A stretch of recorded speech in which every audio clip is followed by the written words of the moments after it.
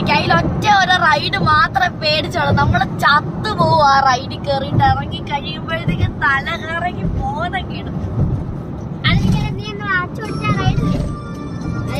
കറങ്ങുന്ന റൈഡല്ലേ റോളർ കോസ്റ്ററിൽ അത്രയ്ക്ക് കുഴപ്പമില്ലേ. ഇപ്പൊ പോലീസുകാരുടെ ആർക്കാണ് പേടിയൊന്നും. വഴി എടുത്തിട്ട് എന്തൊരു കാര്യം.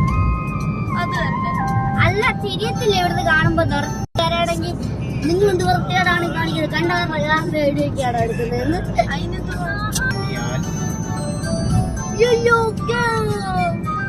അങ്ങോട്ട് പോകുമ്പോ അങ്ങോട്ട് പോകുമ്പോ ഇനി പായസം നീ ഞാനും അങ്ങനെ കണ്ട പാർക്കിംഗ് ഭയങ്കര